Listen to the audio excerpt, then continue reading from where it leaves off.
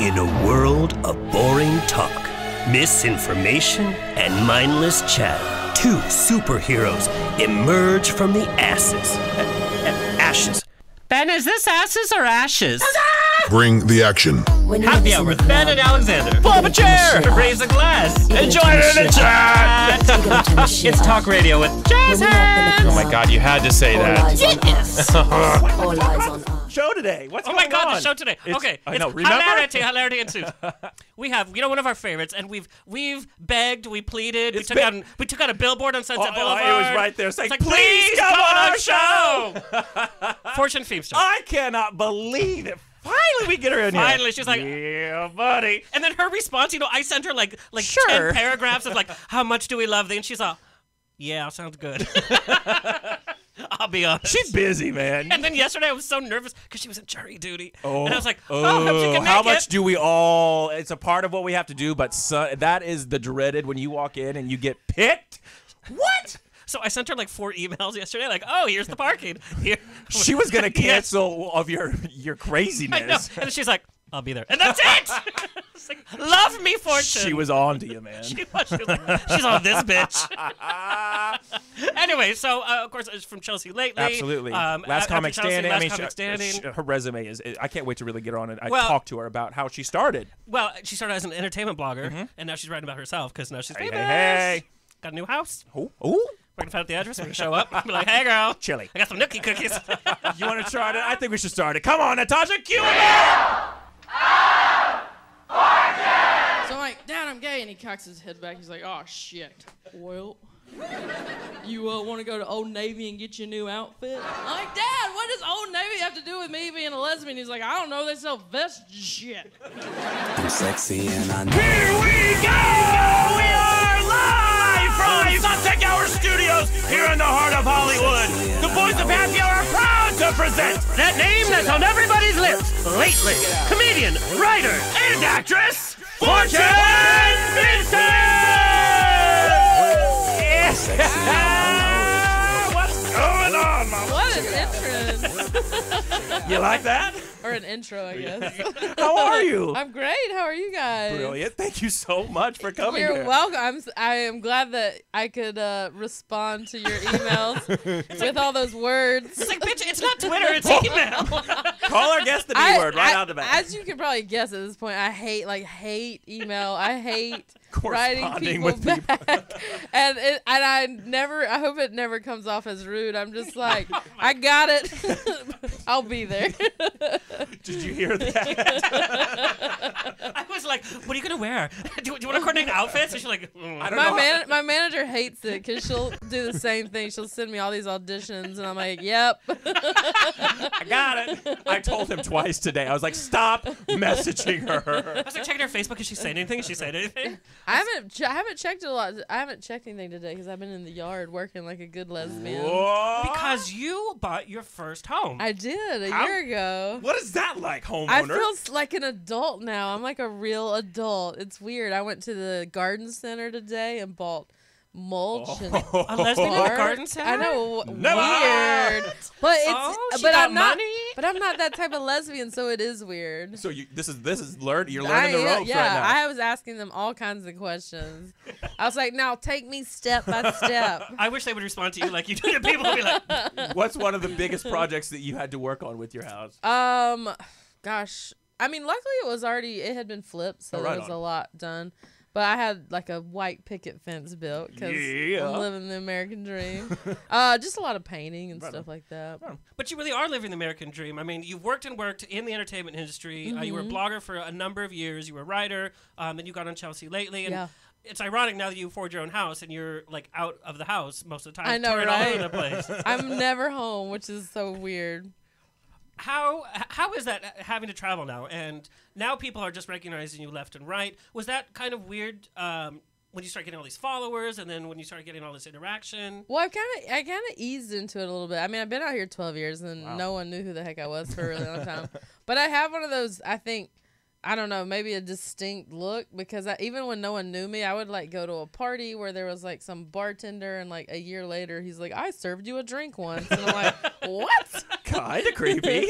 So I guess that helps in this business that there's something about me that lingers. I think it's the big hair, the weird accent, and yeah, it's just I eased into it because I did Last Comic Standing, so there were like a handful of people who knew who I was, and I was like, oh, this is cool.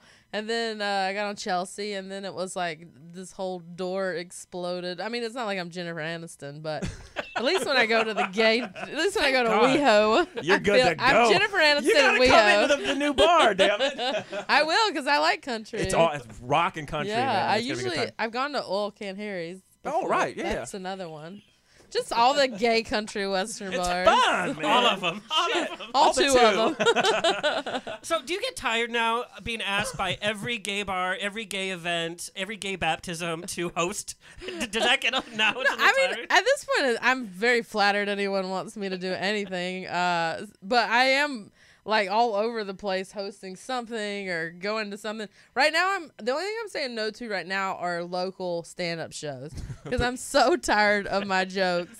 And I'm like, please, God, don't make me tell one more joke right now because I'm on the road every weekend telling, doing I do like 5 shows and they're an hour each of me, or I'm up there for an hour. So when I come home, that's like, I don't want to tell jokes. Home Depot and home, man. Yeah. So but other than that, I'll host anything.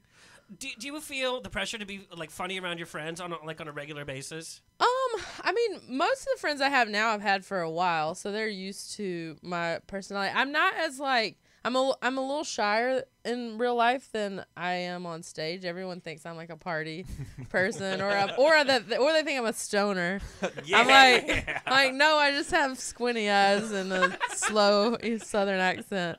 But yeah, my friends are like I'll either be chilling in a corner watching everybody or like bouncing off the walls. You never quite know what you're gonna get, but where the in between is. Yeah, right. Well, and that's kind of how we met you. We met you at a fundraiser for Sam Borelli, right? Yeah. You were And hosting it. And you're just kind of in the corner, and they were like, "Oh, we want you to get up and like do something." I was like, oh no. And you're like, "Oh, all right." What I love about your delivery is you just kind of talk, and it's more anecdotal, but it's so hilarious. Oh well, thank you. I guess that's the Southern part of me. We're just storytellers, so I get up there and just tell stories. And with that, like, you were a part of the Sunday Improv here at the Groundling, right? The Sunday Company, yeah. All the big names are from there, and a lot of people that are still trying to pay the rent. Exactly. I mean, improv is hard. It is. I don't think people Stand-up's harder than improv, though. Do you think so? Because improv, you're usually with a group of people, yeah. and y'all can bail each other out. With stand-up, you're just kind of like, it's just you and a microphone. But I mean, both equally require a part of your brain that you have to tap into. Well, and stand-up is improvish in a way that you have to feed off the audience and see what's playing and kind of interact, and then an idiot will shout out or something. We watched your Conan appearance. Oh, yeah. That was obviously hilarious. Oh, thank you. What did that feel like when you're like, okay, you're going to be on the Conan show? That was my first late night stand-up thing, so it was exciting, but I was so nervous. If I've not done something once, I'm really nervous. Once I've done it, I'm like, oh, I'm cool. And that one, well, I will never forget because they asked me if I wanted cue cards, and I was like, you know what? Yeah, I'll take cue cards just because I know I'll be nervous. And it's not like I can't memorize 5 minutes of stand-up. I do an hour every week. And I got on there and I did like 2 jokes. And I was like, in my mind, I'm like, I'm just going to look for my cue card just as a security blanket. I look at the cue card guy who's sitting on the ground staring at me. And I'm like, and my mind goes completely blank. No. And luckily they cut this part out. But there was like 30 seconds of me going, and it's like, a performer's nightmare. It is, absolutely. And I'm looking at Conan and looking at the cue card guy, like trying to telepathically tell him, put up the cue cards! Put up the cue cards! Because my brain's thinking about cue cards now, not my jokes, and I can't recall anything. So finally I kind of stumbled back into it and recovered, and they cut out that part, and it was fine. You would never know. Yeah, no, you would not. But it just tripped me up. And that was your first time up there? First time up there. And right after they apologized, they forgot to, somehow the cue cards did not even make it on the floor. Oh, thanks, guys. I was like, thanks a lot. It was horrifying. So I'll never forget that. And I learned a million lessons from that 1 5-minute set, though. Holy shit. Go ahead. Oh, no, we got to kind of see you blossom on the Chelsea Lately show because they put you through a lot. You were Yes. Honey Boo Boo. Uh-huh. You had to be at the round table when Lindsay Lohan hosted. Son of a... And then when the whole, like, let's find Fortune a date. I mean, Oh gosh. they Yeah. put you through the ringer. And you were a champ through it all. Well, I just always kind of been up for anything. It's probably part of why I got the job is because I was just like they saw all my characters, and coming from the Groundlings, it's a very silly place, and I had created a bunch of characters that I just like being weird and wacky, and they're like, do this, and I'm like, okay. I don't have a line. And like the only line that I draw is like, I'm not gonna get naked. Nobody wants to see that. I don't need to see that. And other than that, I'm pretty much will do it. And so they just like to sort of test my boundaries constantly to see what They sure I would do. Hey, Fortune. And you know, if they were like, if it was a busy time and they didn't have enough topics, they would be like, Fortune, put on a leotard and do a ribbon dance. I'd be like, all right. Why the hell not, man? I'd be like, okay. So yeah, I've earned my stripes Yes, there. ma'am. And you grew up on the East Coast, right? Yeah, North Carolina. Right. What was that? Did you really small town? Or? Yeah, like 5,000 people. Yeah, Super buddy. small. What do people back home say? I mean, they've been, you know, they thought I made it 6 years ago when I was like just doing improv shows just because I was living in Los Angeles.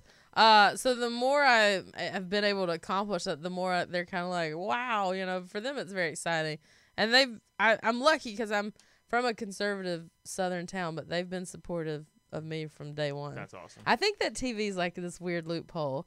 Like they don't. If it's on TV, you're accepted. Well, yeah, because they're like, yeah. they're not for the gay lifestyle. A lot of people there, not everybody. But if you're on TV, they forget that you're gay. And they're just like, all right, we like you. And then they're like, be gay, be gay. It's like do something gay yeah, and funny. it's like the Ellen, the Ellen complex or whatever. They're like, people forget she's a lesbian, you know, because they think she's so funny. So I'm gonna ride that loophole. Okay, might as well, damn it. Shit. And you've got some pretty big projects that you're working on right now too, Yeah. right? You want to tell us about it? Yeah, I just sold a sitcom about. It's about me and my family, and we sold it at ABC, and Tina Fey's producing it. Wow, So, congratulations. I mean, it's real cool. Going from improv and I'm working with ABC and Tina Fey and Go ahead. Excuse me. Well, they had cast me earlier this year, and Tina was producing this show called Cabot College. It was going to be on Fox, and the role was perfect. It was like a lesbian RA at a women's college, which I love. sports, right? Yeah, who played sports, and I was a RA at a women's college, and I played sports. So I was like, oh you my were god, probably like the coolest RA by the way. Yeah. buddy. yeah. And so I got the role, and I actually left Chelsea 8 months early to do it. Yeah. And we shot it. It was amazing. It was all set to go. And as things happen in Hollywood, you know, the president resigned of Fox, and new people come in, and that's the end of it. You know, the show that they're like, this is gonna be a huge hit, and you're all gonna be stars, and then like gone, like just gone one day. And so I was just kind of like, oh man, I was like had Tina Fey as a boss for 2 seconds, and now I don't. So what do I do? And I just, I was like, I'm gonna just see. And I sent an email to Matt Hubbard, who wrote Cabot College. I said, would you be interested in writing this story? You know, I told him about me and my family, and he said, this is really great. And he got on board, and then we Skyped with Tina, and she was like, all right, get to work. I was like, wait, what? You're going to do this? And so it just all happened very quickly, and we pitched it to 3 networks, and all 3 of them bought it, and we ended up going to ABC. So Congrats. That is fucking phenomenal. It's kind of awesome. funny though. It's Thank like you you. work on Tina Fey and they tell Tina Fey maybe not, and then you're like, oh, Tina Fey, my show. yeah, But yeah. What is the process of? I mean, you're building this from the bottom up. Uh-huh. What are you kind of going through right now? Well, with it? I had sold a show 2 years ago where I had learned kind of the ropes, and that was more of me figuring out how to do it. And they paired me with a showrunner who helped me. And this time I have Matt, which is really nice. He and I are writing it together, and he's a Harvard guy, and he was like wrote on 30 Rock all 7 years. So he, I feel like he's taking such good care of me. He comes up with the structure, and I tell him like a million stories.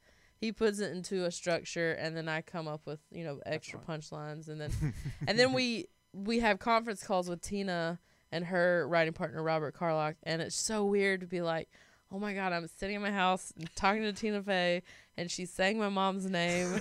This is so trippy. And she's like telling me stories about her family, applying some of her stories into mine. And I'm like, how did this happen? So right now we're writing the outline where you're just going through, what's going to happen. And it's you submit that, and then you get a million notes. There's just like so many steps. And then we're going to write the actual script. It'll go through like 3 rounds of notes. Everyone will have a different opinion. I mean, it takes a miracle to get a show on the air. But selling it was, I just told Matt about my family, and he kind of, helped me develop the characters, and we pitched it, and it was easy for me because it was my family and it was me. Right. And in the sitcom, it's going to be set in the South, in North Carolina, and I'll have just come out of the closet. So in the pilot, I'm dealing with just coming out. Like in the pilot, I come out. That's Damn. That's really brilliant. Please tell me Dolly Parton will be one of the guest stars, right? I hope so. I mean, that's the part I'm excited about because, being Southern is a big part of who I am, and so but I wanted to do a smart Southern show, and with Tina and them, they're so smart. I was like, they can bring this clever, make it clever in a way that I can tell them stories, but I don't want to be like a Honey Boo Boo family. so they can. Oh, girl, they're in trouble right now. I know. They're in big trouble. So I'm excited about that aspect of it, just representing the South in a more accurate way. Like, we're not all dumb hillbillies. So. Well, obviously. I mean, look so how soon before the family lawsuits do you think? God. I know. I was like, they're just right now. Luckily, they're excited. That they're gonna hopefully be represented on television at some point. They just want me to pay their bills. So as long as I pay some bills, I think we'll be fine. Exactly. But I'm sure if the show were to go on the air, they would be holding their hand out like, oh, well, it's me. Where's my paycheck? That's my name. Who was the guy that's in Guardians of the Galaxy? Chris Pratt? Yeah. So he was saying the minute Guardians of the Galaxy came out, all of his family started coming around for personal loans. Oh, really? And he put an end to that real fast. Wayne, that's some shit. Mm-hmm. Okay, so let's talk about Saturday Night Live. Okay. You auditioned twice. I did, yeah. In front of Lorne Michaels, Yep. Seth Meyers. Mm-hmm. That's part of being kind of an iconic show. What's the future of SNL, do you think? I mean, it's gotten kind of a reputation the last couple of years. It's like, I know, right? Well, when I auditioned, it was 2009 and 2010. It was before I was on TV. And, it was something I'd wanted my whole life, and I was at the Groundlings, which is kind of like a boot camp for Saturday Night Live, and I knew someone from my hometown went to college with Lorne Michaels' assistant, and she was like, if my friend sends you a video, would you watch it? And she was like, sure, which I was like, she's never gonna watch it. And this is back when I didn't have a manager, like no one knew who I was. I put together a DVD of me doing characters against like my white wall in my kitchen. Hey, that's the way to do it. Yeah, I sent it in, didn't hear anything. I was like, of course I didn't hear anything. They're like 3 months go by. I get a call. They're like, hey, this is Lindsay from SNL. I'm like, what? Whoa. She's like, I watched your video, loved it. We want you to come test. And I was like, oh my God. And she's like, but this was like 3:00 in the afternoon. She's like, I need you on a plane tonight, and you're going to audition tomorrow morning. I was like, what?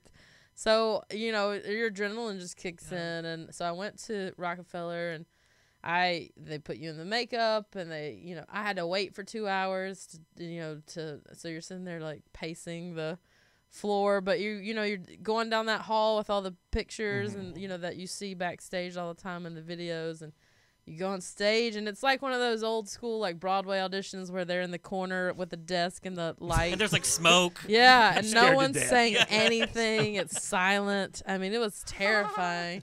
You get, you get 5 minutes, and they film it, and they're just like, and 3, 2, 1, and then you just have to go. And I don't even remember it. It was like a out of body experience. I felt like my first audition was better, maybe because of that adrenaline.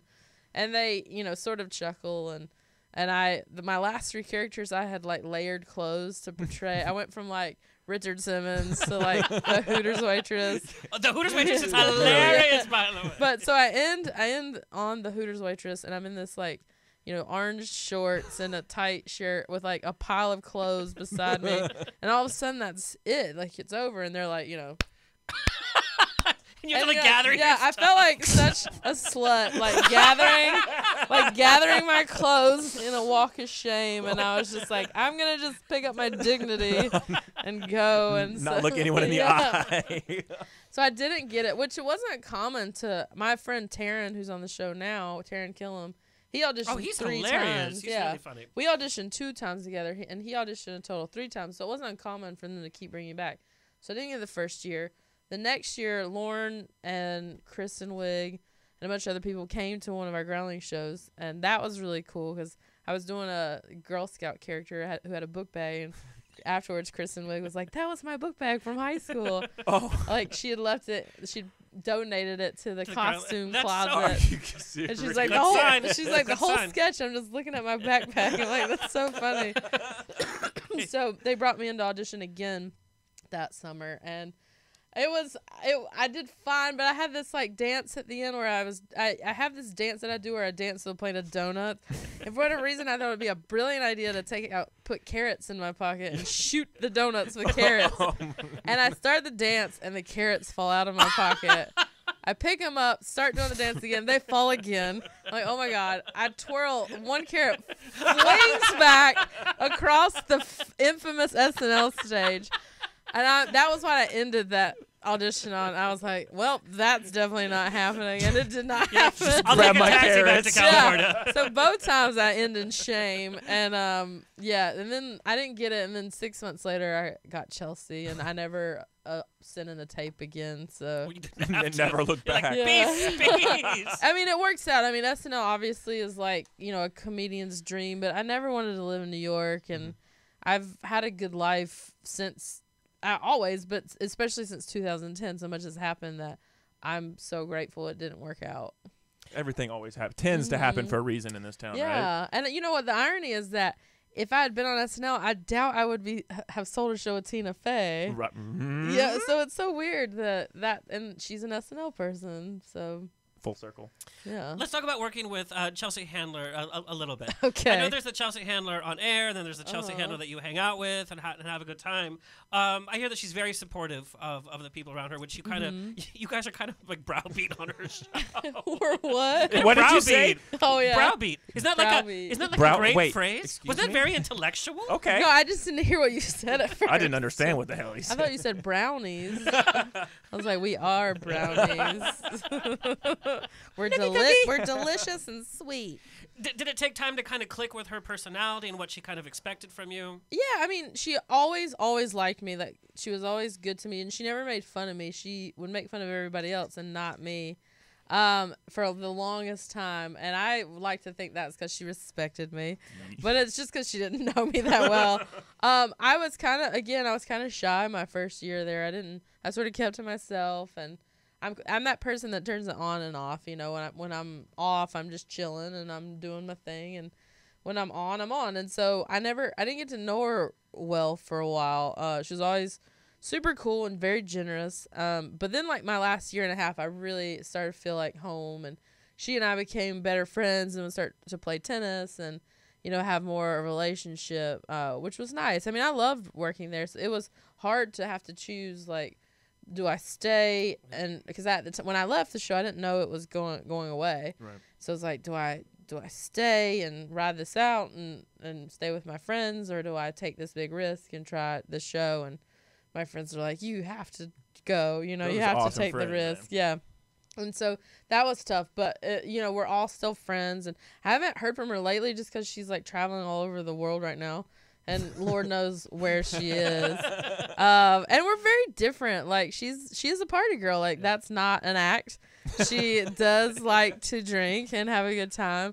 And I'm more of a homebody and like hanging out with my friends. And What's your address, by the way? We're coming over. come on. We're gonna make some chili, some nookie cookies, and good vodka. Yeah. Bring your garden gloves. I got more yard work to Because do. I'm Latino. Because I'm Latino. Yeah, exactly. That's exactly why. Those are working hands. Come on, put them to work.